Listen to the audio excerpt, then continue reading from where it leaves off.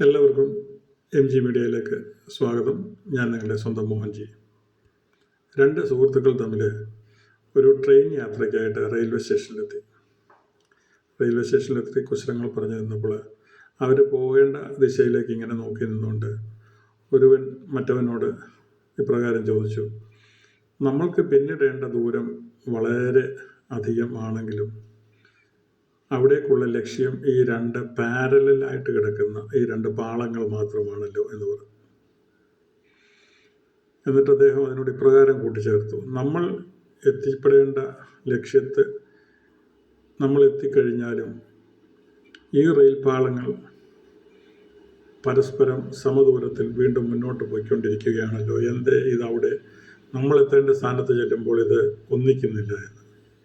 അതിന് അവരൻ പറഞ്ഞ വളരെ രസകരമായ ഒരു മറുപടിയുണ്ട്. അദ്ദേഹം പറഞ്ഞു: നമ്മൾ എത്തേണ്ട സ്ഥലത്ത് നമ്മൾ എത്തിക്കഴിഞ്ഞാലും നമ്മൾ യാത്ര ചെയ്യുന്ന ട്രെയിനിൽ വീണ്ടും അനേക യാത്രക്കാർ ബാക്കിയുണ്ട്. അവരെത്തേണ്ട സ്ഥലത്ത് അവരും എത്തണ്ടേ എന്ന് അദ്ദേഹം മറുപടി പറഞ്ഞു. ഞാൻ ഇതിലൂടെ പറയാൻ ശ്രമിക്കുന്നത്, നമ്മൾ ജീവിക്കുന്ന ഈ ഭൂമി നമ്മൾ ജീവിച്ചു കഴിഞ്ഞു നമ്മുടെ അനന്തര തലമുറയ്ക്ക് ജീവിക്കേണ്ടതാണ്.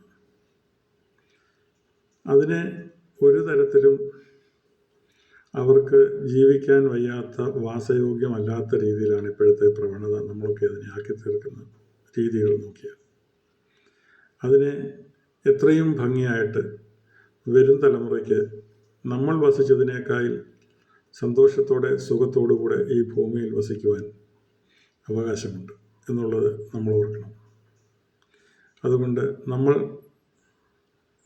ജീവിച്ചു വരുന്ന ഈ പരിസ്ഥിതിയെ വളരെ ആത്മാർത്ഥമായി കാത്തു സൂക്ഷിക്കുക എന്നുള്ളൊരു വലിയ ഉത്തരവാദിത്വം എനിക്കും നിനക്കും എന്നെ കേൾക്കുന്ന എല്ലാവർക്കും ഉണ്ട് എന്നുള്ള കാര്യം നാം മറക്കരുത്. അതുകൊണ്ട് നാം വസിക്കുന്ന ഈ പരിസ്ഥിതിയെ വളരെ ആത്മാർത്ഥതയോടെ പരീക്ഷിച്ച് നമുക്ക് മുന്നോട്ട് പോകാം. അതിനായി നമുക്ക് ഒരുമിച്ച് ശ്രമിക്കാം. Thank you.